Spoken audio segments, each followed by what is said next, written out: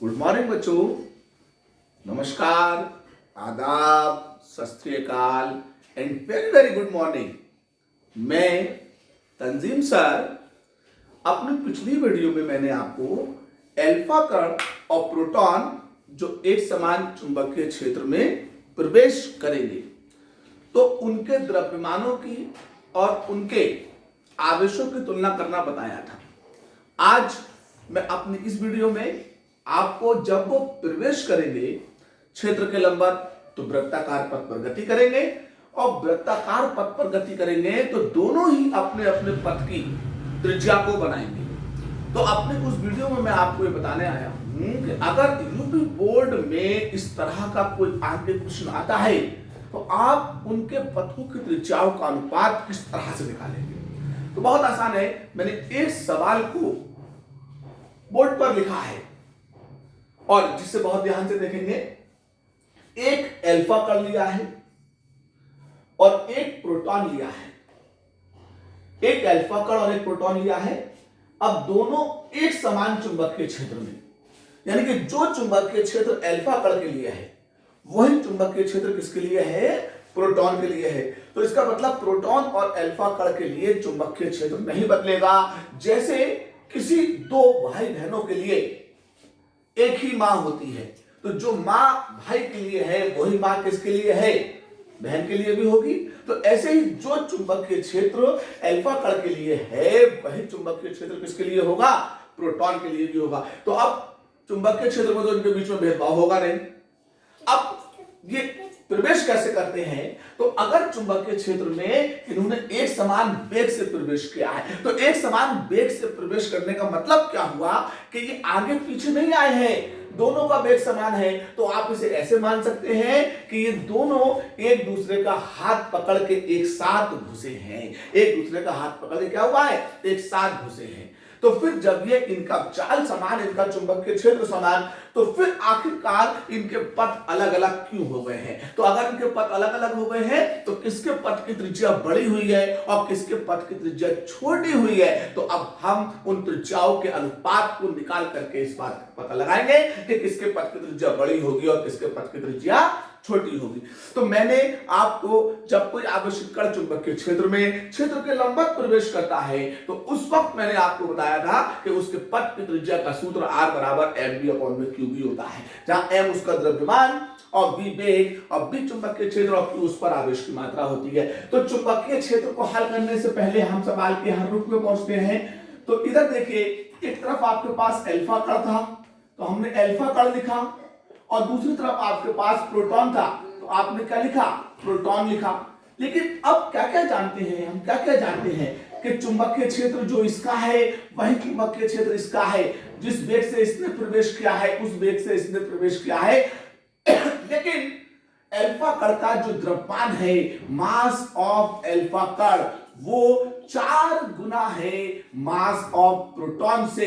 ये मैं पिछली वीडियो में आपको सिद्ध करके दिखा चुका था। और जो चार्ज ऑफ अल्फा कण है वो 2 गुना है प्रोटॉन के आवेश की मात्रा से। अब हमें इनके पथ की त्रिज्याओं का अनुपात ज्ञात करना है। आई मींस हमसे उसने जो पूछा है R alpha ratio RP, now find it. अब हमें इसको क्या करना है, पता करना है। तो इसके लिए हमें क्या पता करना पड़ेगा कि अगर आवेशित कण ने चुंबकीय क्षेत्र में प्रवेश किया है तो हमें उसके कण के पथ की त्रिज्या का पता करना पड़ेगा। और बहुत अच्छी तरीके से हम जानते हैं कि कण के पथ की त्रिज्या का सूत्र जो होता है वो R बराबर mv/qb होता है। अब इस सूत्र को मैं बारी बारी से अल्फा कण के लिए और प्रोटॉन के लिए लगाऊं। अब मैं अगर इस सूत्र को अल्फा कण के लिए लगाता हूं तो पहले मैंने अल्फा कण के लिए इसको लिखा। तो जब मैं अल्फा कण के लिए इसको लिखूंगा तो मैं R पर अल्फा लगाऊंगा, मैं M पर अल्फा लगाऊंगा, मैं V को बिना अल्फा के रहने दूंगा।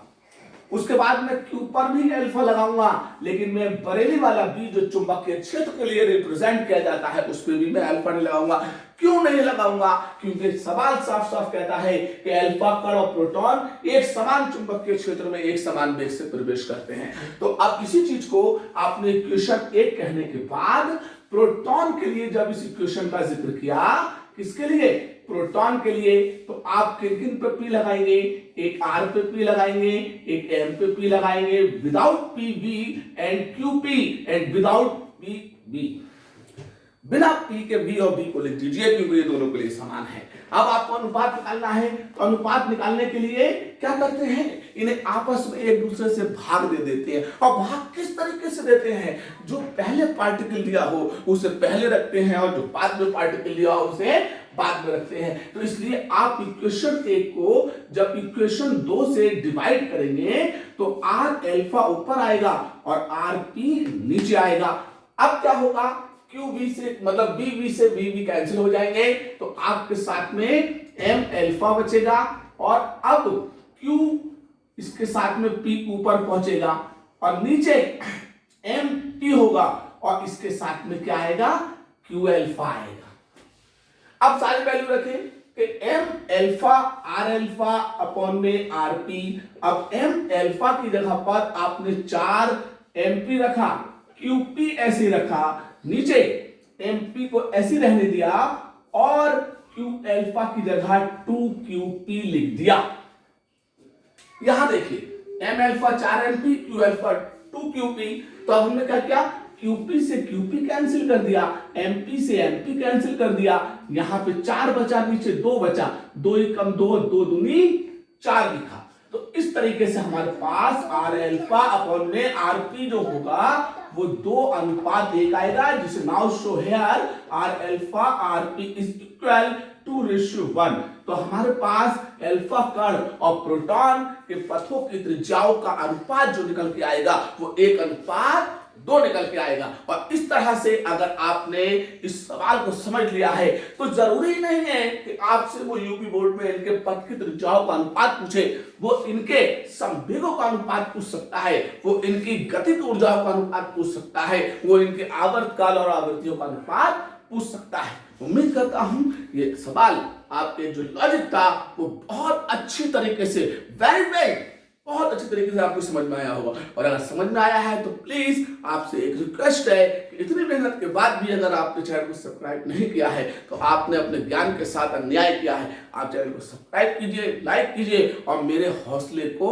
बढ़ाइए, जिससे आपको जो है मैं अच्छे फिजिक्स से संबंधित टॉपिक देता रहूं। तब तक के लिए नमस्कार।